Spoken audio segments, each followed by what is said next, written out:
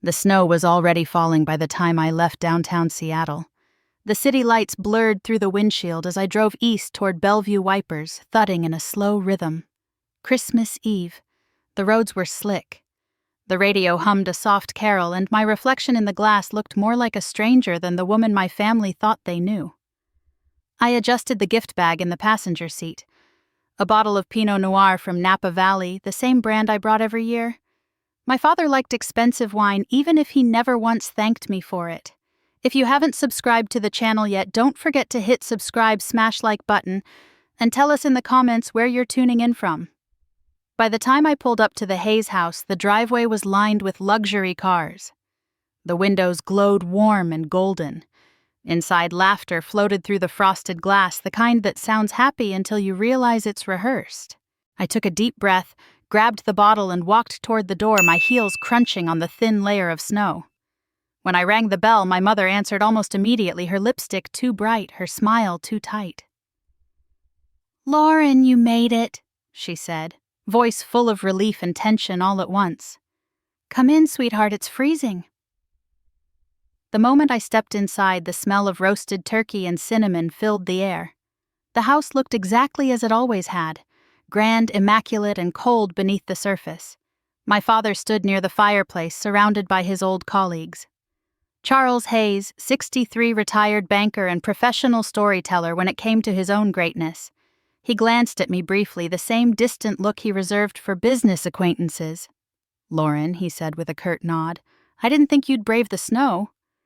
"I almost didn't," I replied, setting the wine on the counter. "But Mom would have called every 15 minutes if I hadn't." He didn't respond, just turned back to his guests with a chuckle as if I hadn't spoken at all.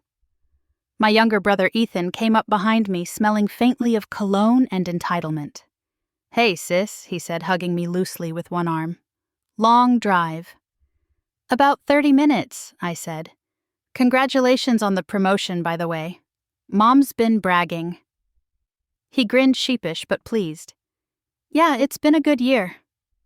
I smiled, but it didn't reach my eyes. For years, I'd paid his credit card bills, helped him avoid eviction, covered his tuition when our parents forgot to. And yet here I was, watching him being celebrated like the family's golden son. Dinner was set in the dining room, every detail perfect. Crystal glasses, gold napkin rings, candles flickering on the long mahogany table. I took my usual seat at the far end. The conversation was light at first. The stock market, holiday travel, someone's new Tesla. Then my father started talking about Ethan's new job. "You know, Ethan's been making real progress," he said proudly. "He understands what it means to prioritize family. Not everyone does." His eyes flicked to me, and a few people shifted uncomfortably. My mother pretended to pour more wine as if that could dilute the tension. I forced a smile. "That's wonderful, Dad. Maybe I'll ask Ethan to teach me how to be a better daughter." A couple of guests laughed awkwardly. My father's jaw tightened. "You've always been clever with words, Lauren," he said flatly. "But cleverness doesn't make up for neglect." "Neglect," I repeated, setting my fork down. "Because I work. Because I don't depend on you to fix my life." He ignored the challenge, lifting his glass. "Let's make a toast. To those who know how to keep family above everything else." The table fell silent. Every eye seemed to flick between us like watching a slow-motion car crash. I could hear the faint hum of the refrigerator in the background, the clink of someone's nervous spoon against a plate. I swallowed hard. My hands were steady, but my voice was soft. "Not everyone who stays quiet is ungrateful, Dad." The sound of his glass hitting the table broke the moment like shattering ice. "Enough," he snapped. "If you can't show respect for this family, don't bother showing up next Christmas. Apologize now or don't come back." My mother reached out, touching my arm. "Lauren, please," she whispered. "Just apologize for everyone's sake. It's Christmas." I looked at her hand on mine, then at Ethan, who stared down at his plate, pretending not to hear. And suddenly I felt it, the sharp sting of clarity. This wasn't a family dinner. It was a performance, and I'd been playing my part for years. I pushed my chair back, the legs scraping the hardwood. "Merry Christmas," I said quietly, standing up. "I think that's the best I can do tonight." "Don't walk away from me," my father barked. "But I already was." I grabbed my coat from the chair by the door and stepped outside. The cold air hit me like a wave, clean and silent. The wind carried faint music from inside. Bing Crosby singing about a white Christmas that had never really existed here. I stood on the porch, watching the snowflakes swirl under the porch light. For a long time, I didn't move. My breath hung in the air, thin and ghostly. Inside, through the frosted window, I could see my father pacing, his silhouette sharp against the warm glow of the tree lights. He turned once, looking out toward me. Our eyes met for the briefest second. His filled with anger, mine with exhaustion. I turned away first. The snow muffled everything, the music, the voices, even my own heartbeat. And in that silence, for the first time, I felt something close to peace. I had always believed love meant endurance. But that night, under the falling snow, I finally learned that silence could be an answer too. The next morning, Seattle was gray and wet, the kind of winter morning that makes the whole city feel heavy. I sat at my kitchen table, still in my pajamas, staring at the stack of papers that had been collecting dust in the corner. Bills, statements, receipts, my entire family history printed in black and white. My apartment was small but spotless, organized in the way only a person who needs control learns to live. The hum of the heater filled the silence. I took a sip of coffee, now cold, and pulled open the drawer where I kept the files I never wanted to look at again. The first envelope I opened was from Harborview Medical Center, 2019. The year my father had his heart attack. The total was just under $10,000. I remembered sitting in the hospital lobby, still in my work clothes, the nurse explaining that insurance wouldn't cover everything. My father had been lying in bed upstairs, pale but demanding. "Don't worry, sweetheart," Mom had said over the phone.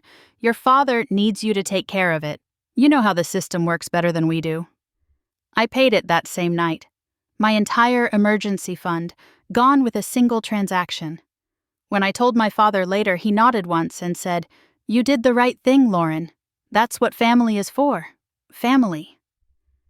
The word used to sound warm. Now it just echoed. I flipped to the next folder. Utility bills, 2020. Month after month of payments under my name, electric, water, internet, gas. Some I remembered, others I didn't. I could almost hear my mother's voice from those calls. "Icky. Honey, I hate to ask, but they're threatening to cut the power again. Just until next payday." Of course, Mom, I'd always answer, "I'll take care of it." And I always did. Then came the credit card statements from Ethan, 2021. I could still picture him sitting across from me at a cafe in Capitol Hill, face full of panic. "Please, Lauren, I just need a little help. I'm between jobs right now, but I'll pay you back. You know I will." He never did. The next time I brought it up, he laughed like it was a joke. "Come on, you make more than enough. You don't even have kids or a mortgage." I remember smiling at that, not because it was funny, but because I realized he genuinely believed it. They all did. By noon, the table was covered with paperwork. I opened my laptop and created a spreadsheet. The first column read 2019, Dad's hospital bill, $10,000.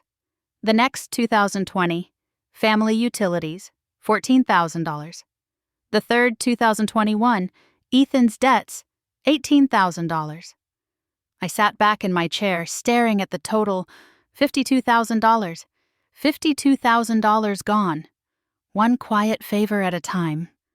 I leaned my head back, exhaling slowly. Outside, the rain had turned to sleet, tapping gently against the window. I thought about every thank you that never came. Every time I told myself they'd notice one day, that they'd see me not as their safety net, but as their daughter. Instead, all I ever got were expectations disguised as love. The phone buzzed beside me, breaking the quiet. A text from Mom. "Don't upset your father any more than you already have. Please just stay away this year. He's still angry." I stared at the screen for a long time before deleting the message. No reply, No argument. Just delete. I stood up and walked to the window. The city stretched out below. Gray buildings, wet streets, people hurrying beneath umbrellas. My breath fogged the glass as I whispered almost to myself I thought they needed me. Turns out they just needed my wallet. For a long moment I stayed there watching the rain blur the skyline. I imagined what it would feel like to walk away from all of it. The obligations, the guilt, the invisible debt that had tied me to them since I was old enough to earn a paycheck. I turned back to the table to the papers, scattered like evidence of a crime no one would ever prosecute. I gathered each page, slowly stacking them in order. Every sound, the rustle of paper, the creak of the chair, felt amplified like the city was holding its breath with me.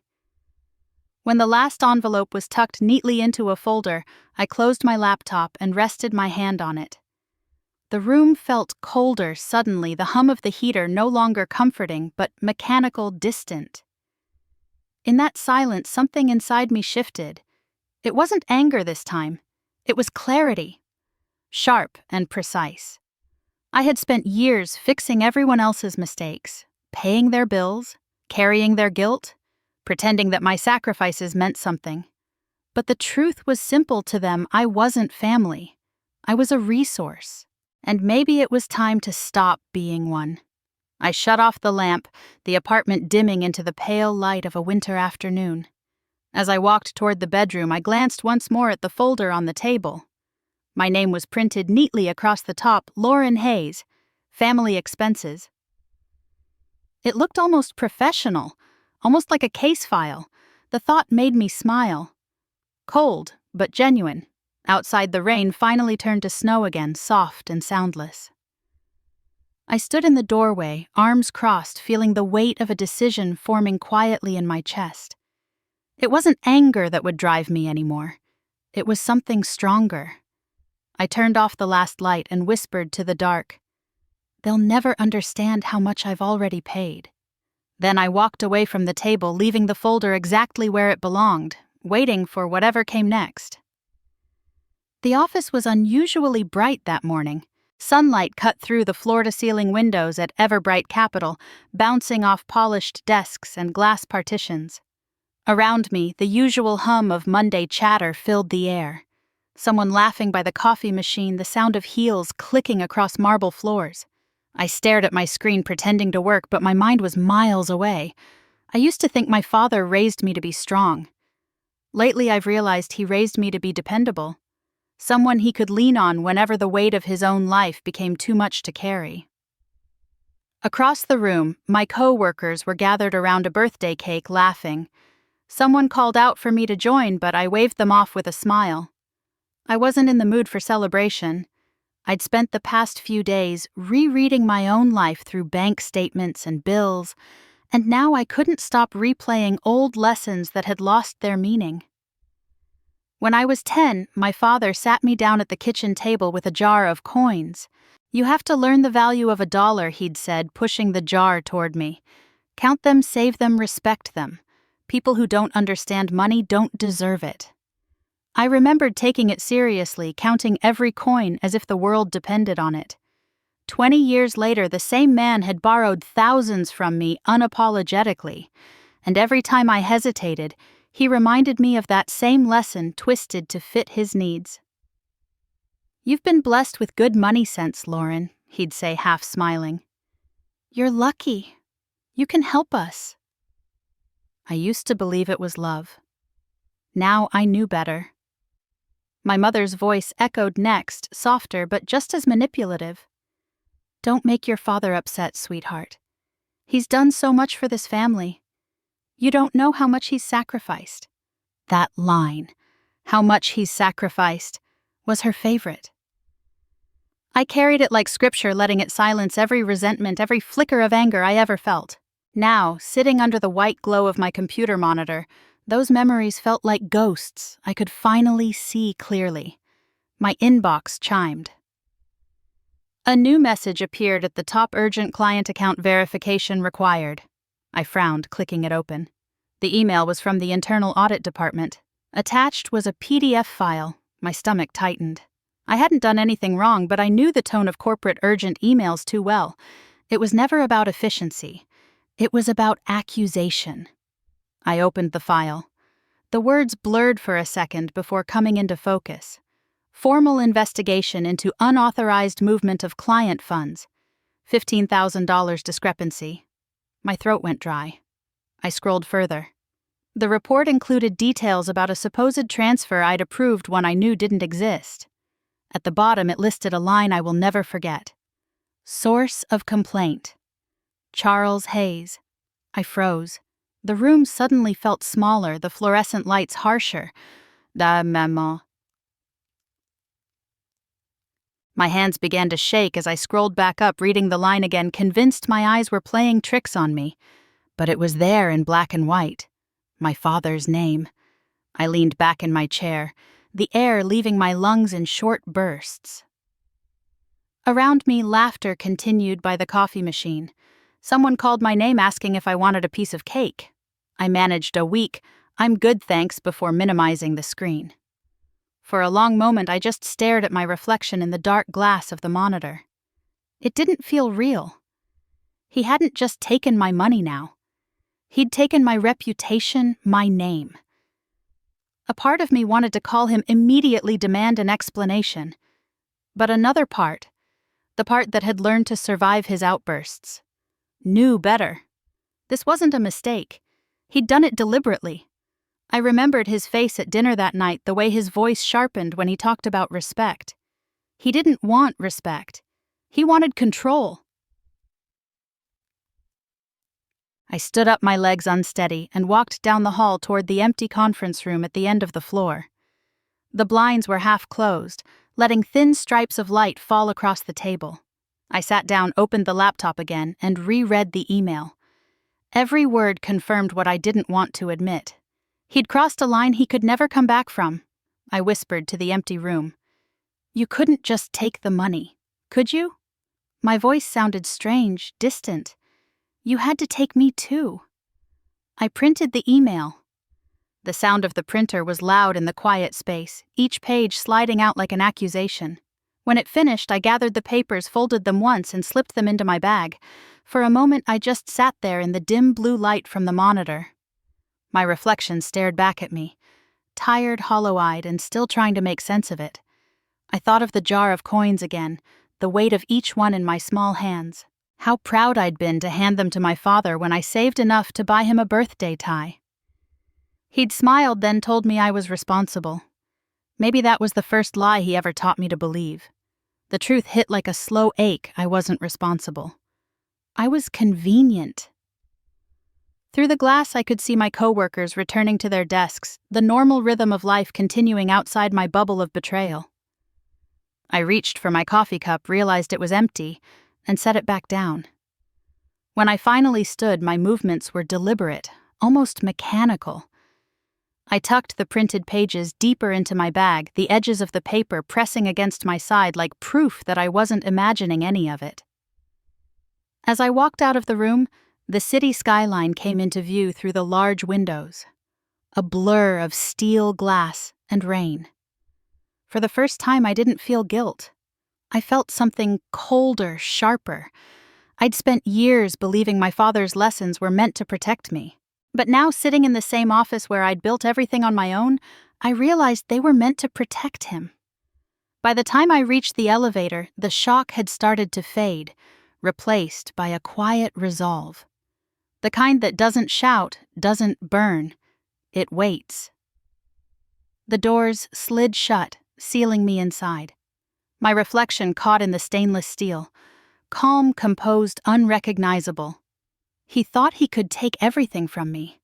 He'd just given me a reason to take it all back.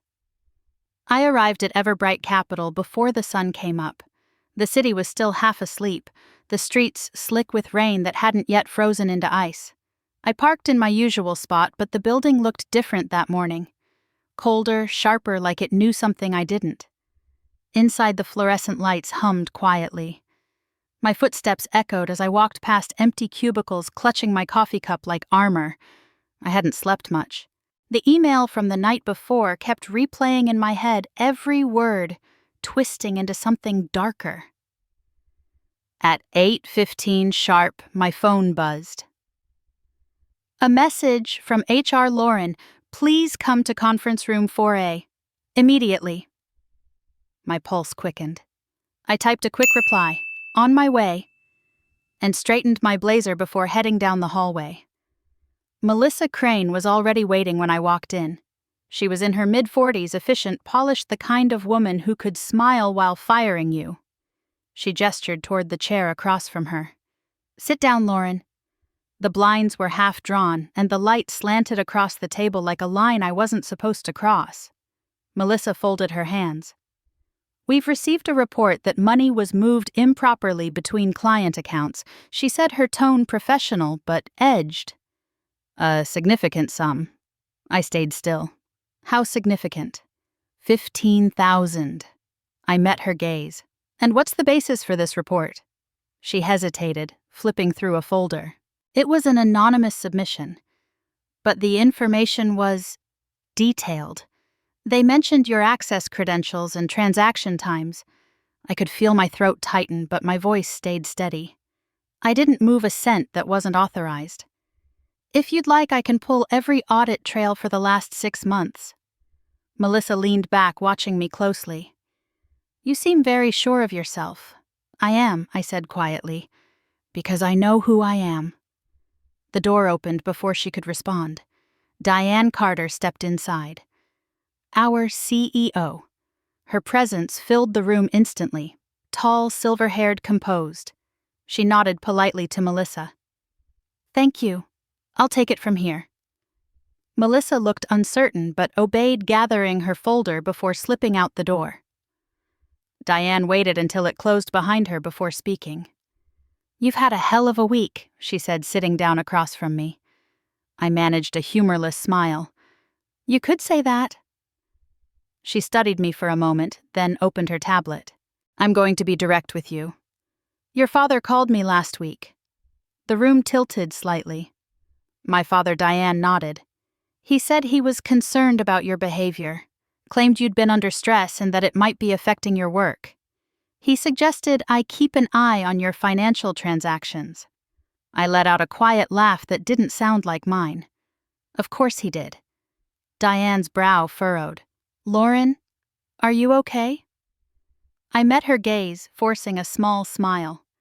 He used to tell me that honor was everything, that your name was your currency in this world. I guess now he's decided to spend mine. Something softened in her eyes. She leaned forward, her tone low.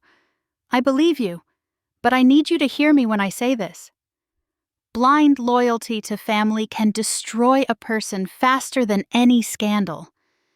Don't let his mistakes become your punishment. For a second, I couldn't speak. The words landed heavier than I expected. Diane wasn't just giving advice, she was warning me. Thank you, I said, finally, my voice rough. That means more than you know. She nodded, standing. We're running a full review. But as of this morning, there's no evidence of wrongdoing. You're cleared. Take a few days off, get some rest. Rest, I repeated softly, as if the word belonged to someone else. Diane paused at the door. Lauren, she added, turning back, people like your father, men who value control above love, don't understand the damage they cause until it's too late. Protect yourself. Then she was gone. I sat there for a while, listening to the hum of the ventilation system, the ticking of the clock on the wall. I should have felt relieved, but I didn't. I felt hollow. When Melissa returned 10 minutes later, she smiled cautiously. You're good to go. No discrepancies. Looks like it was all a misunderstanding. I nodded. Thank you. As I walked back to my desk, my coworkers were starting to arrive, chatting about their weekends, sipping lattes, unbothered by the small earthquakes that happen inside other people's lives. I grabbed my coat and bag, then took the elevator down. The moment the doors opened onto the street, the cold hit me hard. The rain had started again, thin and relentless, turning the sidewalks into mirrors. Cars honked. A bus splashed through a puddle. The city was loud, alive, oblivious. I stood under the awning for a moment, staring at my reflection in the glass window of the building across the street. My father's voice played in my head, that old sermon he loved to repeat. "Honor is a man's most valuable possession. Without it, he's nothing," I whispered under my breath. "You forgot, Dad. Real honor can't be borrowed." I started walking. The rain soaked through my coat, the air sharp against my face. I didn't have a destination in mind, only the need to keep moving. A block away, I spotted a small cafe, the kind that always smelled like burnt espresso and comfort. I ducked inside the bell over the door, chiming softly. The place was nearly empty. I ordered a black coffee and sat near the window, watching the world blur behind the raindrops. I pulled my phone from my bag, scrolling through my banking app, the one I used to manage my family's finances. Every account had my name somewhere on it. Authorized user financial proxy emergency contact. My thumb hovered over the list: Hayes Family Checking, Hayes Utilities, Ethan's card, my father's business account that had been dormant since his retirement. I stared at them one by one. My heart was steady, my breathing calm. These numbers weren't just money. They were the lifelines I'd built for people who never once asked how I was surviving. The coffee cooled beside me. Outside, the traffic lights flickered red and gold across the wet pavement. I closed the banking app, slid the phone into my coat pocket, and sat back in my chair. Somewhere deep inside, a thought was forming. Quiet, logical, inevitable. My father had taught me everything he knew about control. He just never expected me to use it. I finished my coffee, left a few bills on the table, and walked out into the rain again, my reflection vanishing into the moving lights of the city. That night, the city outside my window looked like a sea of blurred light, red gold and silver reflections smeared across wet glass. I sat at my desk, still in my work clothes, the clock on the wall ticking toward midnight. The glow of my laptop illuminated the room, soft and blue. On the screen was a single line of text: Hayes Family Account. The cursor blinked beside it, steady and patient, waiting for me to decide what kind of daughter I wanted to be. I reached for my phone and called Mark Bennett. He picked up on the second ring, his voice warm but cautious. "Lauren, it's almost midnight. Everything okay?" "Define okay," I said quietly. He exhaled through the line, the sound soft and familiar. "Talk to me." I told him everything. About the false accusation at work, the call from HR Diane's warning, the years of bills, the unending cycle of giving. I didn't cry this time. I just laid it out like evidence. When I finished, there was silence. Then Mark said, "So, what are you thinking of doing?" "I'm thinking of cutting the cord," I said. "For good." He paused. "You mean freezing the accounts?" "Yes, Lauren." He hesitated. "You realize that means they won't be able to access anything. No withdrawals, no bill payments, no automatic transfers. You'll be shutting down their financial lifeline." I leaned back in my chair, eyes on the city lights. "I don't want them broke, Mark. I just want them to understand what it feels like to be disregarded, to depend on someone and never be seen." He was quiet for a moment. When he spoke again, his voice was softer. "Then let's do it right. You still have the financial proxy forms your father signed in my email?" "Good. I'll draft a legal certification confirming you're acting within your rights. That way, if they try to come after you, you're covered. I'll send it over in 10 minutes. "Thank you." "Lauren," he said before hanging up, "once you do this, there's no going back. Make sure it's the line you're ready to cross." "It already feels like I crossed it the night he tried to ruin my name," I said.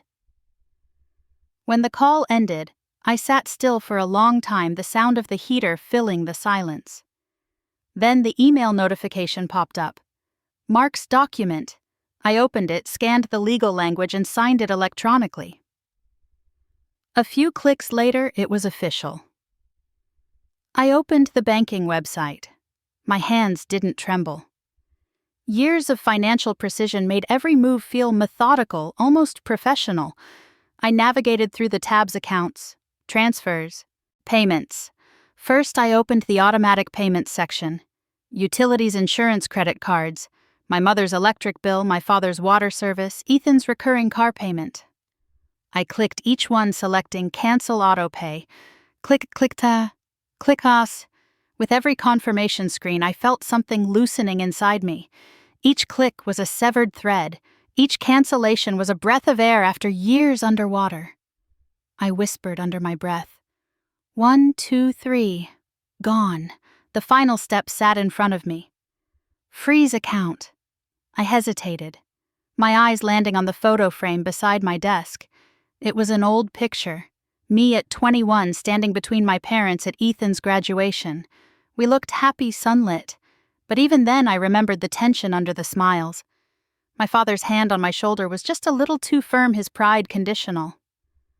I picked up the frame and studied it for a moment before setting it face down on the desk. I wasn't angry anymore. Just done. I moved the cursor over the button. The confirmation box appeared. Are you sure you want to freeze this account? My fingers hovered above the mouse. Yes, I whispered. I clicked. A soft chime followed. Action completed. The words glowed on the screen, sterile and quiet. I stared at them, feeling the weight of years lift off my chest, replaced by something unfamiliar but calm. The apartment was utterly silent, except for the faint buzz of the computer fan. Happy Christmas, Dad. I said, my voice barely above a whisper. The irony wasn't lost on me. For once I wasn't giving anything. I was taking something back. I opened my financial dashboard one last time. The status beside each account changed from active to frozen.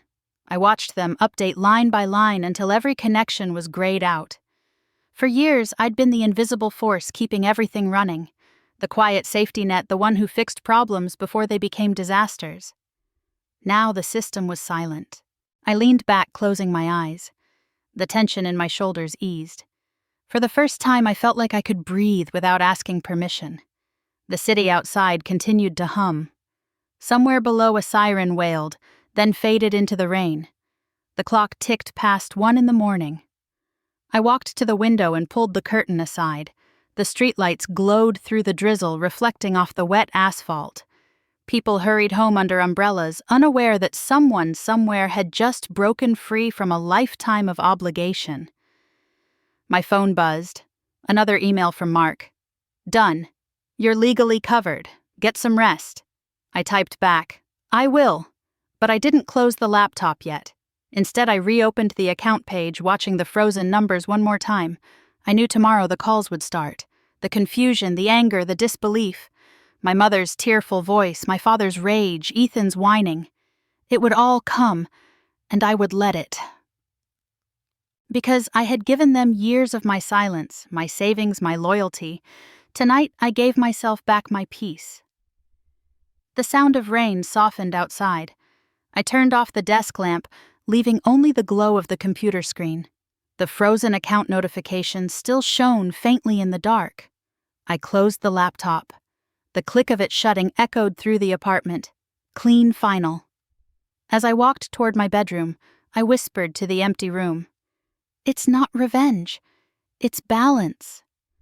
And for the first time in a long while, I slept through the night. 2 days later, I submitted my leave request with a single sentence. Personal reasons. No one asked questions. Diane approved it within 10 minutes. Maybe she knew. Maybe she just understood what it meant to need distance.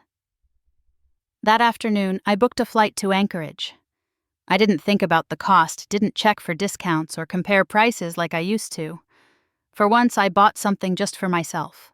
As I clicked confirm purchase, I caught my reflection in the laptop screen, tired, pale, but lighter somehow.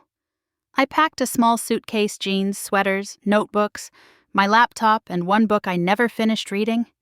I didn't tell anyone where I was going. Not even Mark. The flight left early the next morning. I sat by the window as Seattle shrank beneath the clouds, the city dissolving into a patchwork of gray and silver. For hours, I watched the world from above, quiet, distant, untouched by the noise of everyday life. When the pilot announced our descent into Anchorage, the view outside the window stole my breath. The world was white and endless. Mountains rose like frozen waves, the sky a deep sapphire streaked with faint green light. The northern lights, soft, slow ribbons curling across the horizon. As we landed, the tires screeched against the icy runway. My phone vibrated in my pocket, but I didn't look. I'd left enough of myself behind in that city. At the small rental counter, I asked for the simplest car they had. The clerk smiled politely, not asking why someone from Seattle would fly to Alaska alone a week before Christmas. The drive to the cabin took nearly 2 hours. Snowdrifts lining the narrow road, pine trees heavy under white. By the time I arrived, daylight was already fading. The cabin was small with a single fireplace and a wide window overlooking a frozen lake. I dropped my bags and stood there watching my breath cloud in the cold air. For years, I'd booked vacations for other people, family trips, my parents' anniversary, getaway, Ethan's last-minute flights to Florida. I'd always been the one making the plans, paying the bills, never going.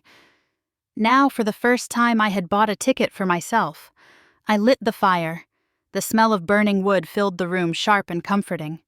I found cocoa powder in the cupboard, mixed it with milk in a chipped mug, and sat by the window with both hands wrapped around it. The lake outside was a sheet of silver ice, the forest dark beyond it. I opened my laptop and began writing, not for work, not for anyone else, but for me. I made a new spreadsheet, labeled it personal. No family names, no shared accounts, just me. I listed my savings, my rent, my future tuition if I decided to apply to business school. Line by line, I rewrote my financial life, stripped of everyone else's weight. Halfway through, an email alert appeared. It was from the bank. Subject: account status confirmation. I clicked it open. All associated secondary accounts under your authorization have been successfully frozen. A slow breath escaped me. Final confirmation. The world had shifted even if no one else knew it yet.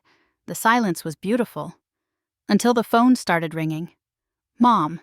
The sound echoed in the cabin, absurdly loud against the hush of snow. I didn't answer. A moment later, the voicemail pinged. Lauren, honey, it's Mom. I just tried to use the card and it didn't work. Did the bank mess something up? Please call me, it's urgent. Before I could exhale, the screen lit up again. Dad, then Ethan, then Mom again. I turned the phone face down, but the vibrations kept coming relentless. A text message appeared on the lock screen. Ethan's at the airport. His card isn't working. What's happening? Another. Lauren! Are you there? Why would you do this? Answer me now. The phone trembled on the wooden table, buzzing like a trapped insect. I didn't move. I just sat there watching the snow fall outside. The flakes caught the faint green shimmer of the aurora, drifting slowly, softly, as if time itself had stopped. My voice was barely above a whisper. Silence has its own weight. It weighs exactly as much as all the years I carried theirs. The phone finally stopped vibrating. The cabin grew still again. I opened my laptop to check my email and saw a new message from Mark. They're calling lawyers. Don't panic. You haven't broken any laws. Just keep every document. You're in the clear. I stared at his words, a small smile pulling at the corner of my mouth. I typed back, I'm not afraid of being sued, Mark. I'm afraid that if I keep living this way, I'll lose myself completely. I hit send. Then I closed the laptop and stood up. The fire had burned low, crackling softly. I pulled on my coat and boots, stepped outside, and let the door shut behind me. The air was sharp and pure. The lake stretched out like glass under the dim light. Wind whipped my hair into my face, freezing against my skin. I walked slowly across the snow until I reached the dock. For a moment, I just stood there, the world silent except for the wind. Then I took the phone from my pocket, held it in my hand, and looked down at the black screen. It reflected the sky. Green, white, endless. All the calls, the texts, the apologies that would never come. It was all in there. A history of guilt, manipulation, expectation. a tether I had carried for too long. I closed my fingers around it and drew in a breath so deep it almost hurt. Then I threw it hard into the frozen lake. The splash broke the stillness, sending ripples across the ice before fading back to calm. For a moment I waited, expecting regret. There was none. Just quiet. I turned back toward the cabin, the wind howling through the trees. My boots crunched on the snow. Behind me, the lake returned to perfect stillness, swallowing every trace of the past. And in that vast, silent white, I felt something I hadn't felt in years. Freedom. Morning light filtered through the frost-covered window, pale and cold, but still beautiful. I woke to the quiet hum of the heater and the faint crackle of the dying fire. Outside, the lake was frozen solid, the snow so bright it almost hurt to look at. For a moment, I just lay there listening to the silence. No messages, no phone, and no demands. I made coffee, slowly savoring the sound of it dripping into the mug. The smell filled the cabin, rich and grounding. I carried it to the small wooden table by the window where my laptop waited. When I opened it, a new email notification blinked in the corner of the screen. From Diane Carter. Subject: I miss having you around. Let's talk. I stared at it for a moment, unsure how to feel. Then I clicked Join Meeting. The Zoom window opened, and there she was. Diane sitting in her office at ever-bright sunlight spilling across the shelves behind her. A framed Kellogg MBA diploma hung on the wall along with family photos I'd never noticed before. She looked different somehow. Softer, more human. "Lauren," she said with a warm smile, "you look peaceful. Alaska suits you." I couldn't help but smile back. "It's quiet here. That helps." She nodded. "I wanted to check on you, but if I'm honest, I also needed to talk to someone who would understand." Her tone surprised me. Diane never sounded uncertain. "What happened?" I asked. She sighed and leaned back. "My son called me selfish last week, said I'd abandoned him because I stopped covering his rent in Chicago. He's 32, has a job, a girlfriend, and still calls me crying when his card balance hit 0. I blinked. "You're kidding." "I wish I were," she said with a wry smile. "He said, 'Mom, money's not everything.'" And I told him, "You only say that because you've never earned any of it yourself." I laughed softly, the first real laugh I'd had in weeks. "You sound like me." She smiled again, but there was sadness behind it. "I used to think giving meant loving. But you taught me something, Lauren. You showed me that love without boundaries isn't love, it's self-erasure." The words caught me off guard. I looked at her, unsure what to say. "You taught me that," she continued, her voice low but certain. "Watching how you handled yourself, the way you stood your ground, it reminded me of something I'd forgotten. We don't owe anyone the destruction of ourselves, even if they call it family." Something in my chest loosened. I hadn't realized how much I needed to hear that. "Diane," I said quietly, "I don't know if I stood my ground or just stopped running." She shook her head. "That's the same thing, dear. Standing still can be the bravest move of all." For a moment we both sat in silence, two women connected by invisible threads. Decades apart, different stories, but the same exhaustion from being needed too much. Diane cleared her throat. "Now about you. You're wasted where you are. I've been thinking. You ever consider going back to school? Maybe an MBA Kellogg would be lucky to have someone with your mind." I let out a soft laugh. "You're serious?" "Completely," she said. "I'll write you a recommendation letter myself." "I don't even know if I have it in me to start over," I admitted. "Everything feels drained." She smiled gently. "Then fill it back up.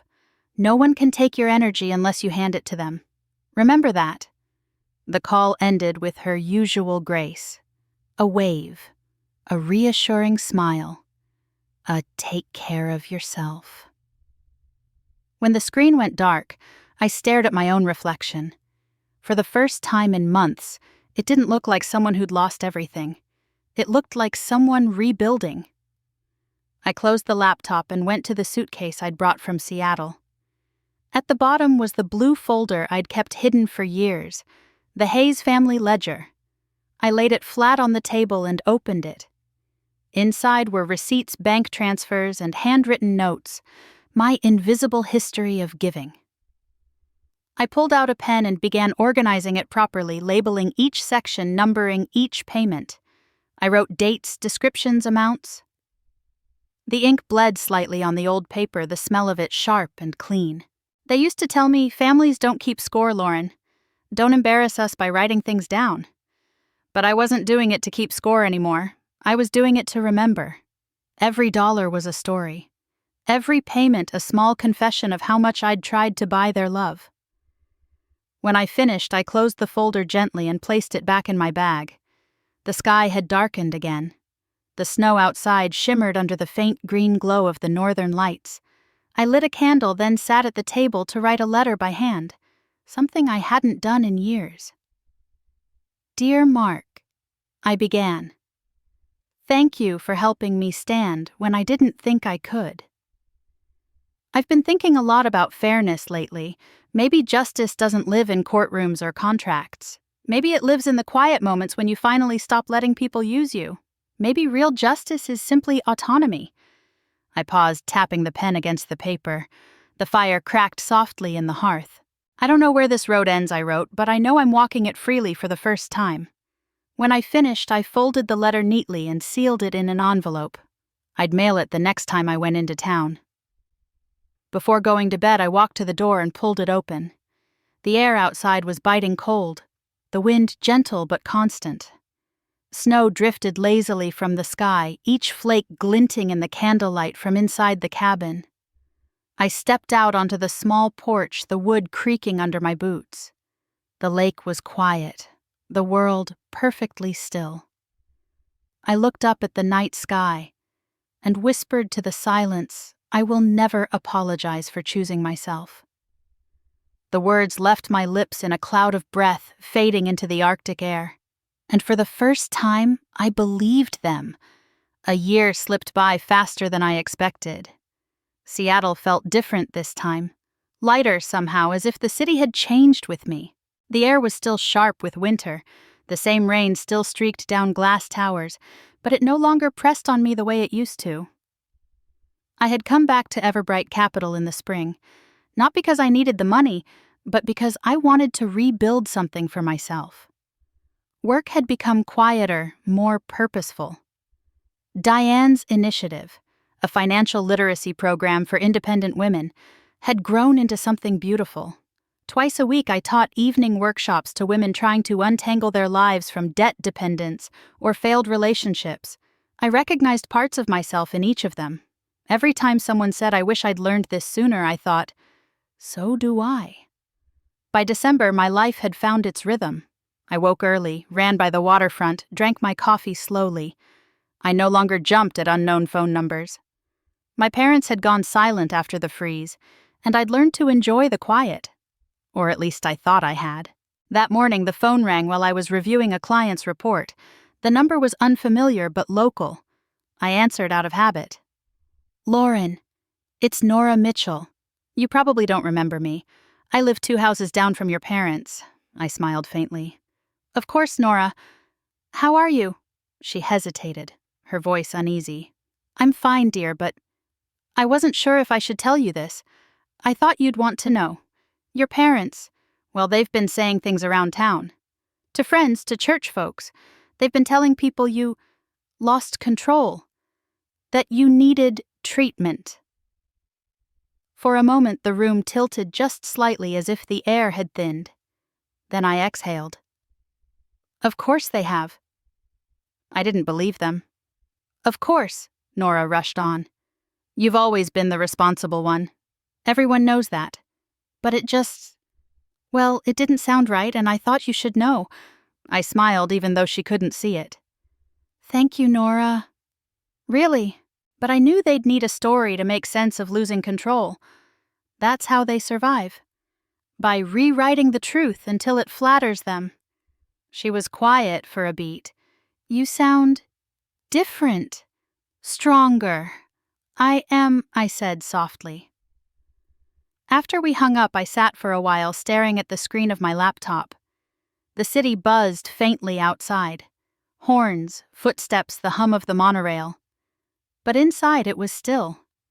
They couldn't stand silence. They needed noise, narrative, and audience. My absence had left them with a void they had to fill with gossip. In a strange way, I understood it. For people like my parents, being right was more important than being kind. I opened my inbox mostly expecting work emails or course feedback. But there it was, sitting near the top, from Margaret Hayes. Subject: Christmas Invitation 2024. My heart thudded once hard. I hovered over it for a moment before clicking. "Lauren, your father would like everyone to see that you're still part of the family," the email read. "Please, come home for Christmas Eve. Let's put the past behind us and show everyone we're united again. The house looks beautiful this year. I've even made your favorite pie. No apology, no acknowledgement, just a performance request." I leaned back in my chair reading it again. My mother's tone hadn't changed. Soft, polite, and emotionally precise, like she was arranging flowers over a grave. They didn't want reconciliation. They wanted restoration of image. I glanced at the photo on my desk taken years ago at one of those holiday dinners. My father's hand on my shoulder, firm and possessive. My mother's smile, tight and ornamental. I remembered that night vividly, the weight of their expectations, the exhaustion of pretending. The cursor blinked at the bottom of the email, waiting for a reply. I closed the laptop instead. I walked to the bookshelf, reached for the blue folder I hadn't touched in months. The Hayes Family Ledger. Its corners were worn now, the edges softened from handling. Inside were the pages I'd rewritten, organized, expanded. Numbers, receipts, handwritten notes of moments I thought I'd forgotten. I spread it open across the table. The ink glinted faintly in the afternoon light. "They want the same stage," I murmured. "The same props. The same lines." I traced my finger down the last entry. December 2023. Emotional bankruptcy, unpaid. Then I picked up a pen and wrote a new line beneath it. December 2024. Collection in progress. For the first time in a long while, the thought of going back didn't fill me with dread. It filled me with focus. I knew what I was walking into. The family, the whispers, the carefully rehearsed reconciliation dinner. But this time I wasn't the same person. I didn't need to argue or defend myself. I only needed to be present long enough for the truth to stand beside me. Quiet, undeniable, and free. As night settled over the city, I turned the lights off in my apartment. The skyline outside was strung with Christmas lights, the Space Needle glowing faintly against a violet sky. I sat by the window watching the reflection of the city ripple across the wet streets. The silence around me didn't feel lonely anymore. It felt deliberate. I opened my laptop again, this time to a travel website. My cursor hovered briefly over the destination field before typing Seattle to Boston, December 23rd. One-way ticket. No round trip. When the confirmation email came through, I closed my laptop and leaned back, watching the light from my Christmas tree flicker across the room. The reflection caught my eyes in the window. Half bright, half shadowed. A mirror of the peace and cold resolve inside me. They wanted me back under their roof. They wanted their story to end where it began. But this time I would be the one to write the ending. December 24th, 2024. Bellevue shimmered under a blanket of snow, every roofline strung with white lights, every tree glittering as if the entire suburb had been dipped in glass. The Hayes estate stood at the end of the cul-de-sac, glowing like a cathedral. Music spilling faintly through the frosted windows, laughter echoing from inside. I parked at the bottom of the driveway, stepping out into the cold. The air bit at my cheeks, but I felt nothing. My navy coat brushed against my knees as I walked up the stone path, boots crunching through snow. Each step felt deliberate, grounded.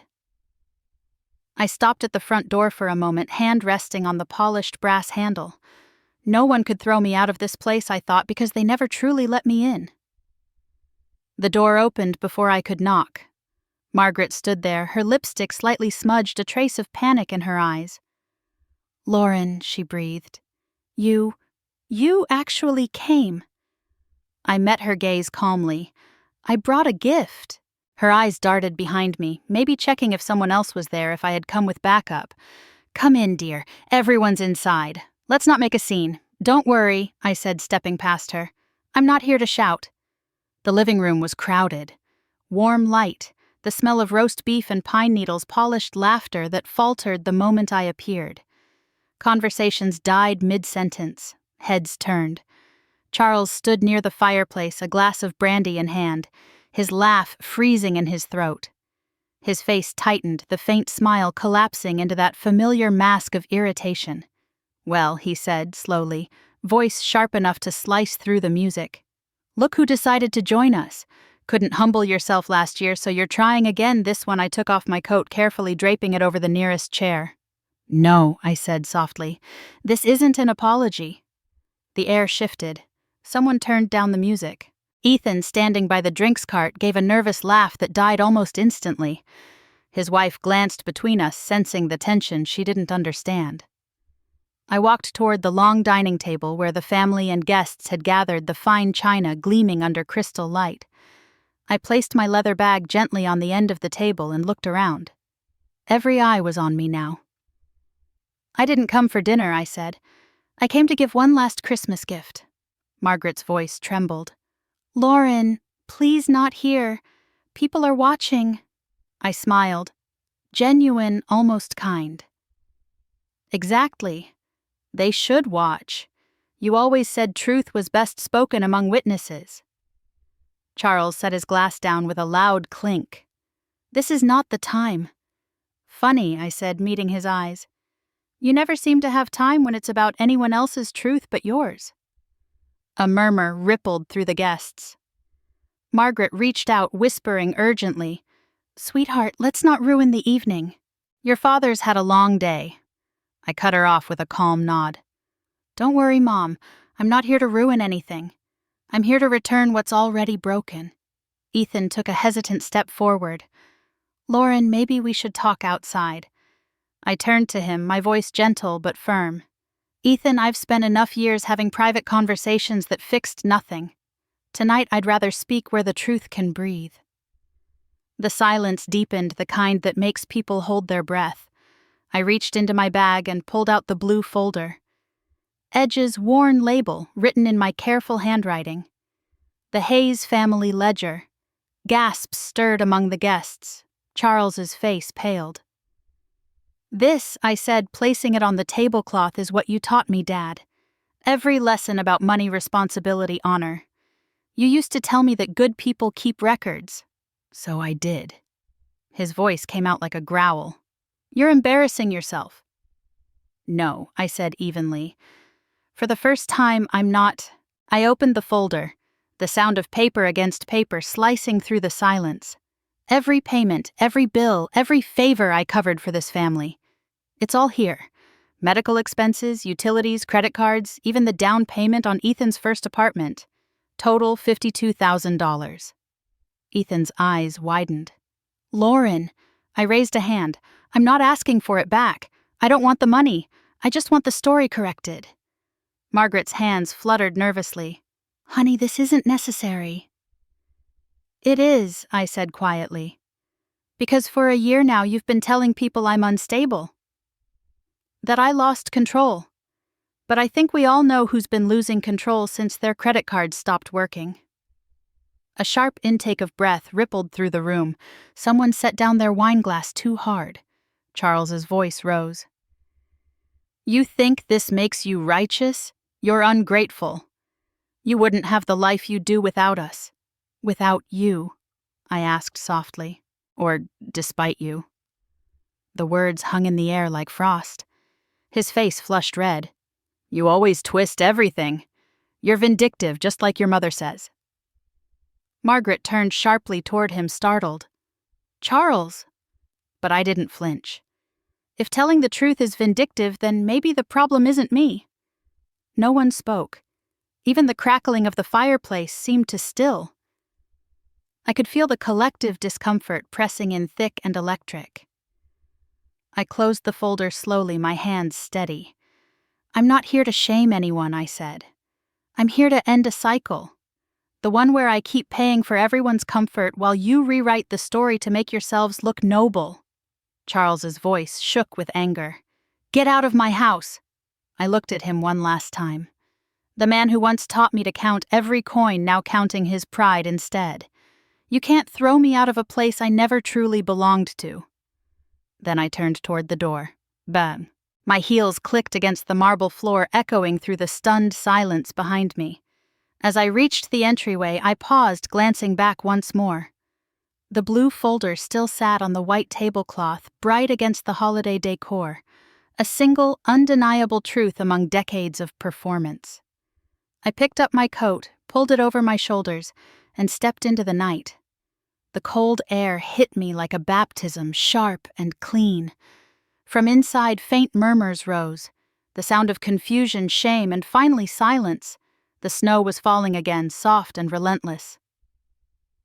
I walked down the long driveway toward the streetlights, each step steady, each breath lighter. For the first time, I wasn't running away. I was simply walking home. Wherever that would be next. The chandelier cast a soft golden light over the dining room, glinting off crystal glasses and silverware. The air was thick, perfumed, tense, electric. I stood at the end of the long mahogany table, my hands resting on the folder before me. Its blue cover caught the light, the title printed clean and precise, The Hayes Family Ledger, 2019-2023. "This," I said quietly, sliding the folder toward my father, "is everything I've done that you called selfish." For a long moment, no one moved. Charles stared at the folder as though it were something toxic.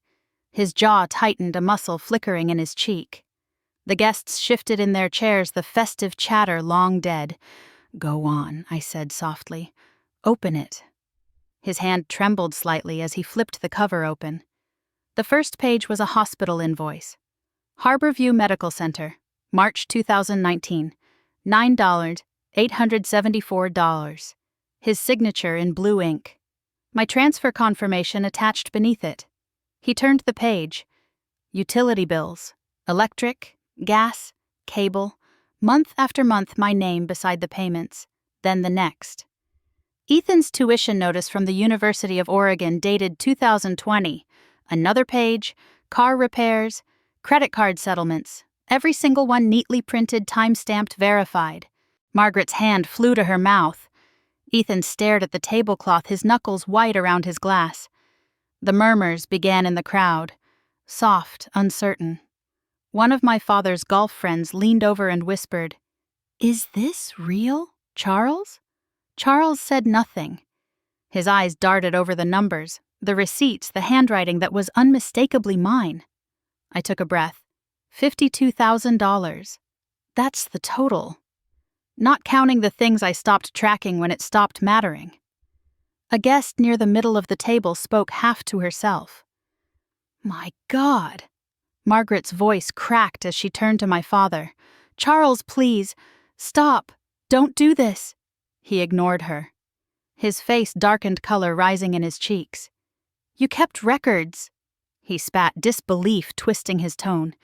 "You wrote it all down like some accountant." "I am an accountant," I said quietly. "And a daughter. I learned both roles from you." His palm slammed against the table. Silverware rattled. The room flinched as one. "You're humiliating me in my own house." "No, Dad." I said, my voice even. "You humiliated yourself when you decided your pride was worth more than your integrity. This," I gestured to the folder, "isn't revenge, it's documentation." He rose halfway from his chair, trembling with fury. "You think this makes you righteous? You've always been ungrateful, always thought you were better than everyone else." Margaret's tears fell silently. "Charles, please." Ethan shifted uncomfortably, eyes fixed on the floor. I looked at him for a moment, the brother who'd once called me his safety net. He wouldn't even meet my eyes now. I turned back to my father. You taught me to count every cent I said softly. You told me honor was a man's greatest asset. So tell me, where's yours?" The room went still. The fire crackled faintly in the hearth, the only sound left. My father's mouth opened, then closed again. He had no words left that could fit the moment. From the far end of the table, someone, a neighbor maybe, set down her glass and stood abruptly. "I think I should be going," she murmured. A moment later, the front door opened and shut, the sound echoing through the house. The silence that followed was suffocating. I straightened, gathering my composure. "You told me last year not to come back until I apologized." I said, my voice calm, deliberate. "Well, I came back, but not to apologize. I came to say goodbye." Margaret sobbed quietly, her shoulders shaking. "Lauren, please don't do this. It's Christmas." I looked at her, at the woman who had spent her life smoothing over every lie, every bruise in this family. "That's exactly why I'm doing it now," I said. "Because Christmas is supposed to be about truth, isn't it? About forgiveness. Maybe this is my version of both." I reached for the folder and slid it back toward me. "Keep it," I said softly. "Consider it my last gift." Then I turned my heels, clicking softly on the polished floor as I walked toward the foyer. Behind me, no one spoke. The guests stared at their untouched plates, at the glittering ornaments reflected in their wine glasses. Somewhere in the distance, faint Christmas music played from the stereo, cheerful, oblivious, out of tune with the air in the room. At the doorway, I paused, glancing once over my shoulder. My father stood rigid, his hands gripping the edge of the table as though he could hold the world steady by sheer force. My mother clung to his arm, whispering something I couldn't hear. They looked smaller than I remembered. I opened the front door. A gust of cold air swept in, carrying the smell of snow and pine. For a moment, I just stood there, letting it wash over me. Then I stepped outside. The door closed behind me with a soft click. The world outside was silent except for the faint hum of the wind and the distant sound of carolers somewhere down the street. The house behind me glowed with golden light, but it felt like a stage now. An empty theater after the curtain has fallen. I walked down the steps slowly, my breath visible in the icy air. The snow crunched beneath my boots, each step deliberate, final. When I reached the gate, I stopped and looked back one last time. Through the tall windows, I could still see the guests sitting frozen around the table, the lights flickering above them like ghosts of a celebration gone wrong. I whispered into the cold Merry Christmas. Then I turned away. The music from inside drifted faintly into the night, soft, sentimental, and out of place. By the time it faded, all I could hear was the sound of my own footsteps, carrying me into the quiet. A few weeks passed before Seattle began to feel normal again. The snow melted, the rain returned, and the rhythm of the city swallowed everything, as it always did. I went back to work at Everbright Capital as if nothing had happened. No one mentioned the Christmas party, though I could sense Diane knew. She always knew more than she said. One Monday morning, as I sat reviewing client portfolios, my phone buzzed. A message from her. "I heard about the dinner. I'm proud of you." Just that. No lecture, no questions. It made me smile. I didn't need her to say more. I had expected fallout. Questions, gossip, judgment. But none came. In the professional world, people respected boundaries as long as you didn't bring your chaos into the office. And I hadn't. I left it all in that house behind a closed door and a ledger of truth. But in Bellevue, the silence after the storm became its own kind of punishment. I didn't look for news, but it found me anyway.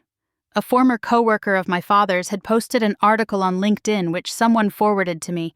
Former bank executive faces backlash over alleged family financial dispute. The local paper picked it up the next day. The headline was polite, but the subtext wasn't. His photo sat beside the words, "questionable ethics and pattern of manipulation." It spread quietly like rot under paint. The golf club he once chaired dropped his name from the directory. The friends who had toasted him at dinner stopped answering his calls. Ethan lost his job within a week after HR discovered he'd used the company credit card for family expenses. His fiancée moved out according to a mutual acquaintance. My mother, Margaret, stopped leaving the house. Nora Mitchell told me she hadn't seen her in weeks. I didn't celebrate.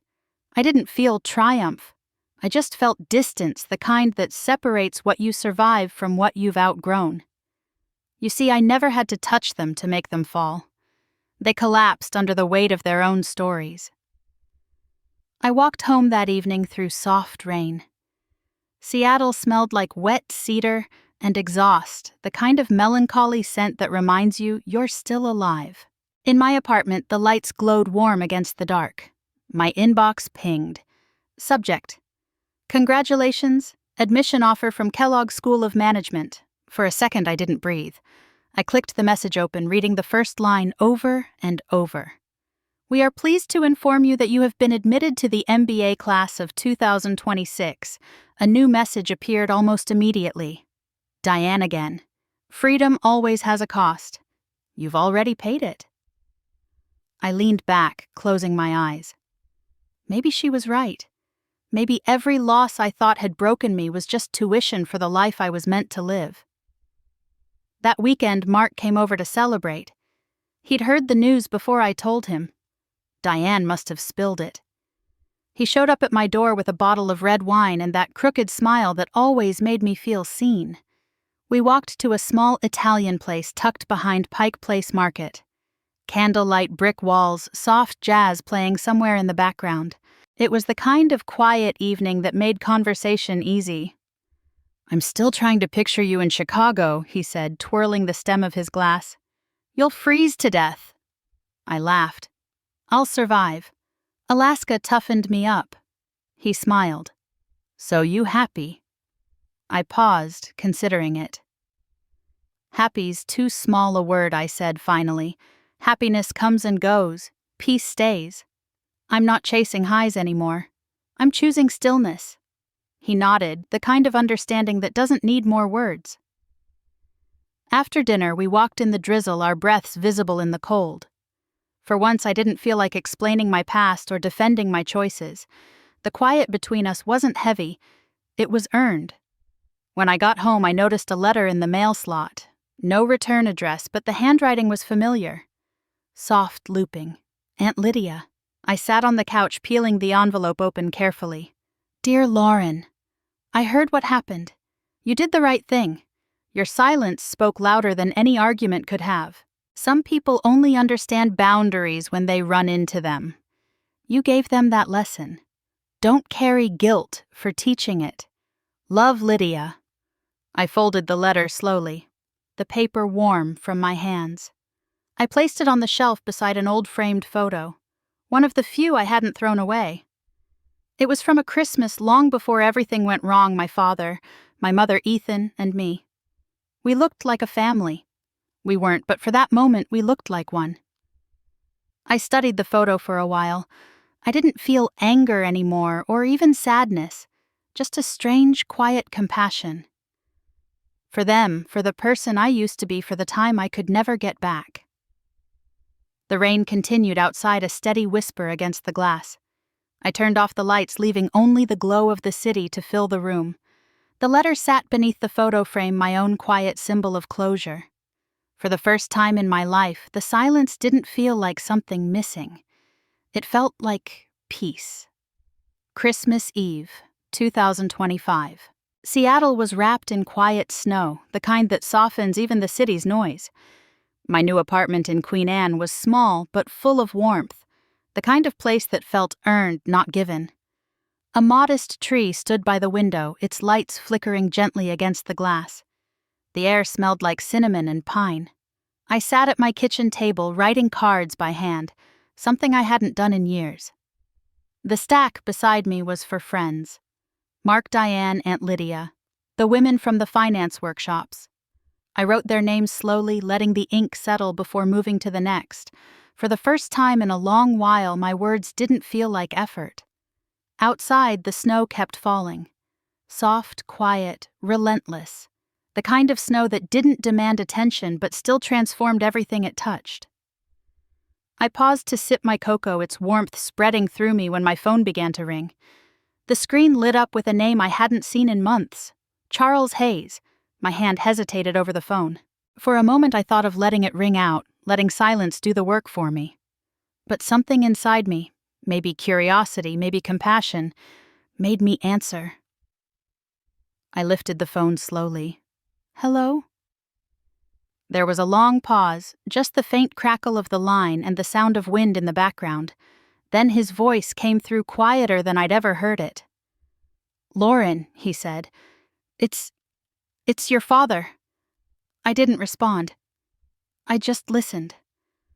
I wanted to call, he continued, his breath uneven, because I don't know how much time I have left. The doctors, well, it doesn't matter.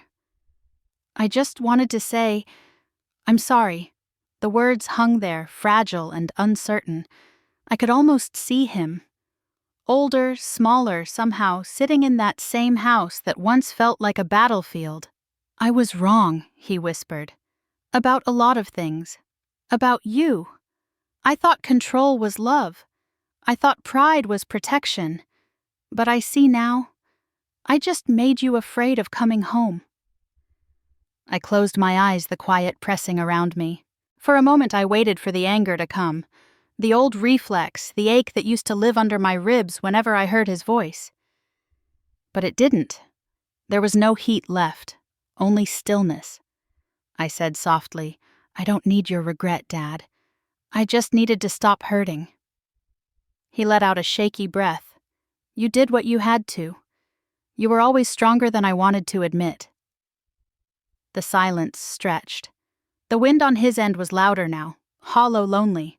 Goodbye, Lauren, he said finally. Merry Christmas. I swallowed hard. Merry Christmas, Dad. Then the line went dead. I set the phone on the table, my hand lingering on it for a moment before pulling away. The room was still again, the hum of the heater the only sound left. I stood, walked to the window, and looked out. The city glowed beneath the snowfall, every rooftop sparkling, every streetlight blurred into a halo. I caught my reflection faintly in the glass. Older, steadier, untouched by the weight I used to carry. They once told me I had to apologize to be welcomed home. But I'd found something better than home. I'd found peace. I turned back to the table, finished the last of my cocoa, and tucked the final Christmas card into its envelope.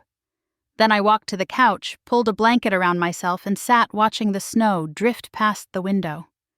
The tree lights blinked softly, casting warm gold across the room. The world outside was silent, and for once so was I. No guilt, no expectation, just quiet. For years, I thought freedom would feel like escape. But sitting there surrounded by calm, I realized freedom was simply absence. Of pain, of obligation, of noise. I glanced toward the small photo on the shelf my parents, Ethan and me, taken long before the cracks began to show. The image didn't hurt anymore. It was just a picture. A memory, not a wound. I smiled faintly. I forgive you. I whispered to no one in particular, maybe to them, maybe to myself. The snow outside kept falling, each flake dissolving softly against the glass, disappearing the moment it touched. I leaned back into the couch, the blanket pulled tight, the warmth of the room wrapping around me. The last thought that came before sleep was simple, weightless. I had ended a war without firing a shot, and that was enough. If you've ever been hurt by the people who were supposed to love you most, remember this. Sometimes silence is the greatest gift you can give them. And yourself. The camera would have pulled back then if this were a film capturing the quiet glow of the room, the soft shimmer of light on the tree, and the woman who had finally made peace with her own story. Outside, the snow kept falling, covering everything in white. The world moved on, and so did I.